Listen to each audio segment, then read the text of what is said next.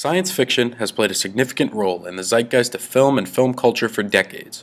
Throughout nearly every period of film history, sci-fi has been at the forefront of innovation in both visuals and storytelling. As classic film noir and classic sci-fi evolved, their classifications hit a crossroad in the 1980s and have intertwined in several films since.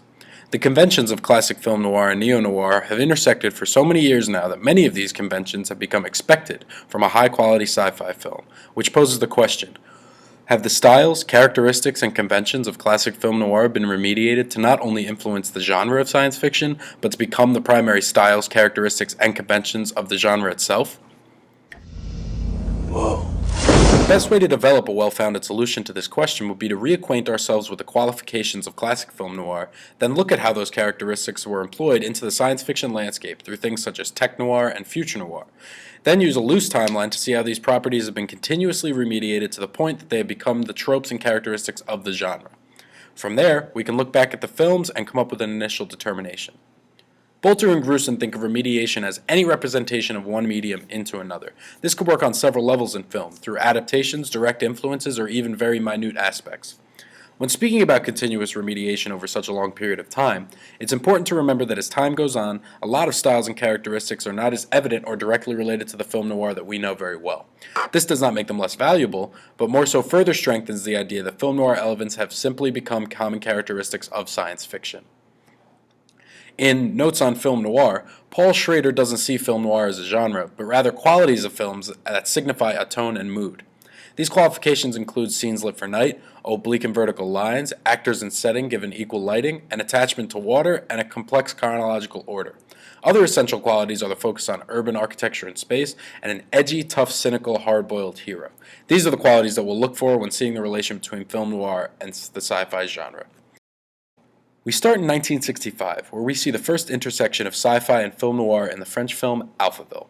We follow secret agent Lemmy Caution, a downbeat, hard-boiled hero in the setting of the nocturnal Alphaville. The society is run and regulated by a computer system who serves as a narrator for the space.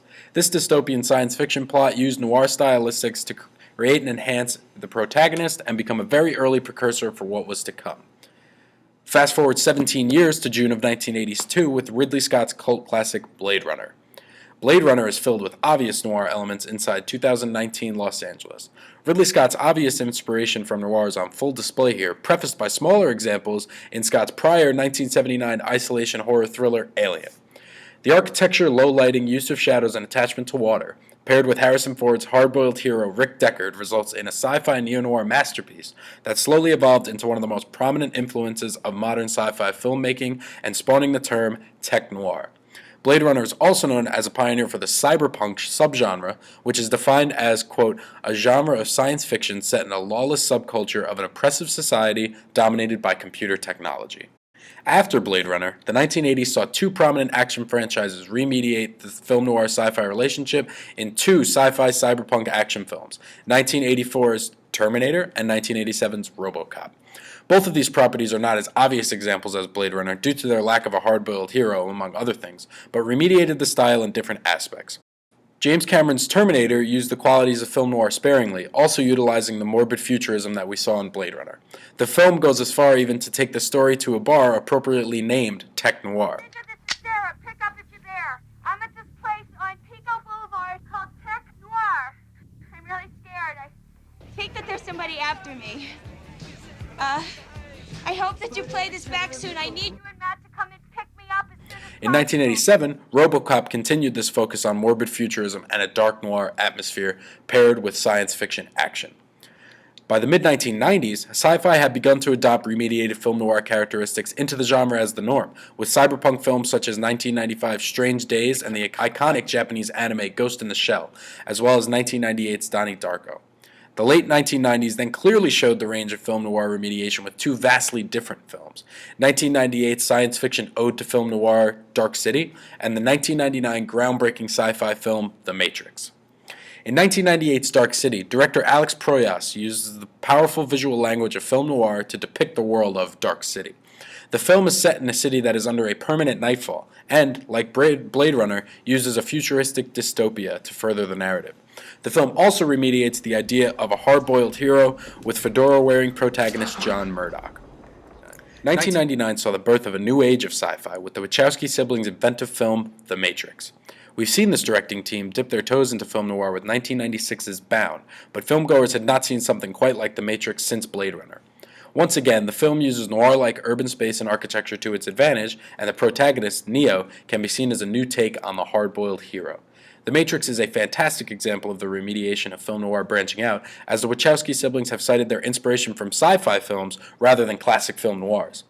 The Matrix producer Joel Silver has said that the Wachowskis introduced him to 1995's anime Ghost in the Shell, and they told Silver simply, quote, "We want to do that." They also cite Blade Runner as a major influence, saying, quote, "Blade Runner was a benchmark sci-fi film, a masterpiece. Of course there's influence." It's clear that The Matrix is an example of the chain of remediation that has turned film noir influences on sci-fi into sci-fi staples. As we enter the 2000s, it almost becomes a surprise to not see at least one major film noir element in a sci-fi film. 2002's Minority Report, directed by Steven Spielberg, displayed how much noir had infested the genre. Legendary composer John Williams' score has been described by Spielberg as a, quote, black and white score. The film clearly drew inspiration on the now sci-fi trope of a dystopian urban space while bringing in more noir elements. The neo-noir feeling is also present through shadows and lighting, as director Steven Spielberg said, quote, "The picture was deliberately overlit, and the negative was bleach bypassed during post-production. This gave the film a distinctive look. It desaturated the film's colors to the point that it nearly resembles a black and white movie, yet the blacks and shadows have a high contrast, just like a film noir picture." Minority Report takes aspects of film noir inspired by sci-fi tropes, as well as direct film noir influences to create a dystopian sci-fi neo-noir film, further showing the length of remediation. The 2010s continue this idea, beginning with Christopher Nolan's 2010 Best Picture nominee, Inception. This sci-fi epic takes the film noir characteristics that have all but completely consumed the genre and, like Spielberg, combines them with the sci-fi tropes we know. Nolan's use of the femme fatale in the character Mal is the most obvious, but the film also employs the architecture and oblique angles to set a noir tone inside the already noir-like sci-fi world. As we move on to our modern films landscape, we see more than ever the product of remediation of film noir through science fiction. A film like Ex Machina, released in 2015, which on the surface doesn't seem like much of a noir at all, reimagines the femme fatale through the AI creation Ava. While she is quite literally the, quote, fatal woman, the film sympathizes with her, remediating the idea of the femme fatale as a character the viewer sympathizes and even tends to root for. James Narrowmore talks about the noir mediascape, and he says, "We might even say that noir itself is a kind of mediascape, a loosely related collection of perversely mysterious motifs or scenarios that circulate through all the information technologies. Ex Machina, among other previously mentioned films, epitomizes these loosely related scenarios. These constant aspects of film noir have created a mediascape that reaches as far as a film like Ex Machina, further showing the characteristics almost completely adopting themselves as the characteristics of a sci-fi film." Film noir continues to ooze into sci-fi subgenres, with comic book properties like 2005's Sin City, Nolan's Dark Knight trilogy, and Netflix's Daredevil TV show relying heavily on noir styles to create an effective narrative tone. 2017 sees this remediation continue with films such as the live-action Ghost in the Shell adaptation, a neo-noir Blade Runner sequel titled Blade Runner 2049, and the hard-boiled superhero film Logan's Blu-ray release, literally containing a black-and-white version of the film, appropriately titled Logan Noir. It's clear the countless levels of remediation as defined by Bolter and Grusin has happened between classic film noir and science fiction films, so much so that these characteristics have become primarily associated with the genre to a large portion of the movie-going community. Pioneer movies like Blade Runner, odes to classic noir like Dark City, and innovative thrillers like Minority Report and Ex Machina have found different levels of inspiration through classic film noir, creating an overarching theme throughout the genre. I think, after looking at these films, it's safe to say that without the remediation of classic film noir, science fiction on the big screen as we know it would be vastly different.